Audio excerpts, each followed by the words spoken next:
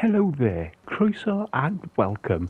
I'm Shadow Lennox and today I am playing Meet Your Maker, the PlayStation Plus Essential monthly game that we have been given for April. This is a day one release, trying to emulate the success of other live service games such as Rocket League, Fall Guys, Deep Rock Galactic, by releasing day one on PlayStation Plus and trying to get a good following for this online multiplayer game. And the point of this game is to raid other players' bases to steal a valuable resource and to build your own base with plenty of devious and devastating traps to try and stop others from stealing your valuable resource. One good thing to note is that once you have a base, there's no downside to having one. Even if players raid you and steal this valuable resource, this gen mat, you don't actually lose any, and we'll go into that a bit more. But this is the basic gameplay loop, which is raiding other people's bases, trying to destroy their traps, and trying to avoid being killed. And you will be killed a lot, but there's no real downside to it. You just retry, keep going, and eventually you will get to this gen mat, this valuable resource, and then you just make your way out of the base and escape, either by going back to the start zone or by just exiting stage left or stage right into the desert, and you will be fine. So when you're raiding, you'll have access to your ranged weapon on R2, but if you notice that ammo is scarce here out in the wasteland, but you can always pick up your ammo. You'll see it there glowing with a blue flashing light to let you know where you can find and collect it, and you can upgrade the range at which you collect it later on. You'll have your melee weapon then on L2. This can be used to destroy traps and guards, and is quite a useful tool. And then you've got your grapple hook shot on L1. Can be used to move around, get you to hard to reach places, to retrieve ammo, and maybe to get rid of guards that are hidden away somewhere. You've also got access to a double jump, which is on X. Well, on the PlayStation it is. And there is also hardware on R1, which at the moment I am using the grenades, but you can get stuff like energy shield to protect you. You can get respawn points, even though there's no real loss for dying. You do have to start the level all over again, so a respawn point before a room you think is going to be tricky can be quite useful to protect you. And you use all those tricks available to you to fight your way through the outpost that the community, the players, have built. As you can see, when you destroy traps, you can get resources. This would be parts, which are the blue boxes, synthite, which are the yellow boxes, and there's also cells which you get for returning the gen mat and upgrading your advisors. And the gen mat is you use the gen mat to evolve your advisors. These are your weapons people, traps people, guards people, suits, and there's a whole list of them. And you get the gen mat from the specific levels which are indicated on the map. You'll see the symbol next to the level you're about to play and which advisor you're getting the gen mat for, and you use that to level up the advisors.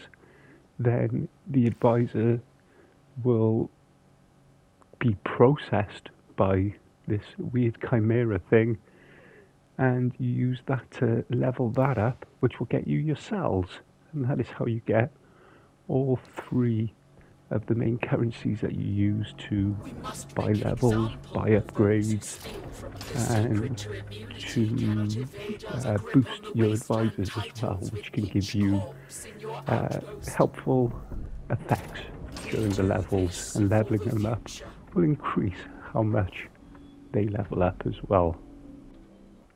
When you've done your raiding and your upgrading of the advisors, you'll eventually have enough synthite to be able to purchase an outpost. You can have a couple of outposts. Each will be connected to an advisor, and use these outposts to get genmat for those advisors. There's no downside to having an outpost. You just keep getting genmat. And as you can see, when you first get into the level, it's pretty much randomly generated. You'll have your genmat base, which you can see there in the middle, and there's a path there for the harvester to collect that genmat, and there must always be a valid path for the harvester to follow. This is one of the rules to the building of this game that stops you from doing things that would be considered cheap. Because there must always be a path for the harvester to get to the genmat, means people can't do things that are just too cheap. And so you'll start off with this basic level. You can delete pretty much everything in the level apart from the dark grey bedrock blocks, and you've got a capacity for the level, which you can see in the top right corner, and that fills up as you fill up with blocks, traps, guards, and even the mods for the traps and the guards add to this building capacity. So you want to do a balance between creating a decent route, decently length of route to get to the harvester, but then you want to leave enough capacity to fill that space with traps, and the traps that you will use to try and deter other raiders from getting your genmat. You've got a wide variety of blocks that you can choose and traps that you can choose, and through leveling up the advisors you can get more traps, more guards and more mods.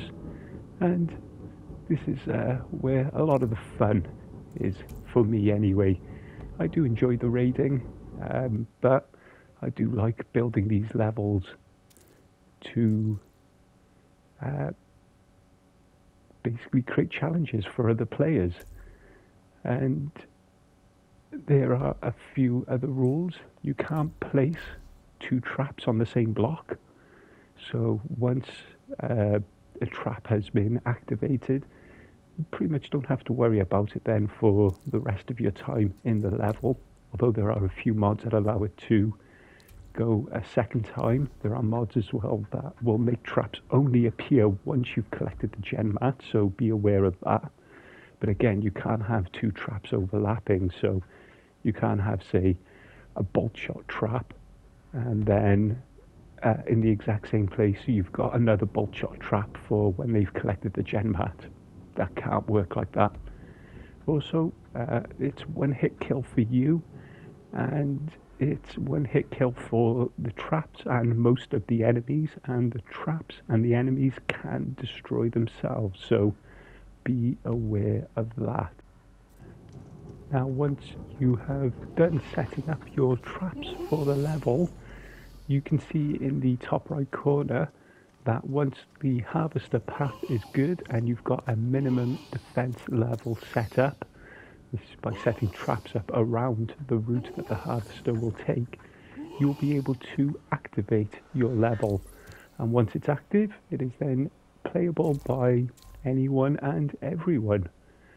There is a capacity to the genmat that can be extracted from these outposts, but once it has completed, or once it's extracted all the genmat, if enough players have played the level, or if you've killed enough players while they've been playing your level, you'll be able to prestige your outpost. This will increase the capacity for traps and objects, and it will also refresh the amount of gem mat that can be harvested, so you can go again. There is also a replay station you can use to view how other players have raided your base. You can see how many times they died, if they died, how long they took, and you can view these replays as well to get a better idea of how you can improve your base to make things trickier for other players and more devious for other players as they attempt to take your gem mat. And that is the basics of Meet Your Maker. It's a very fun game that allows you to sort of pick up and play. You don't really need to invest in hours of playtime with this sort of game. It's just a good bunch of fun. And if you've got a creative side or even a sadistic side, then this may be the game for you. So I'll leave you now with some clips of me dying through some of the traps people have devised, and I hope you have found this video useful in determining whether this game may be the right thing for you.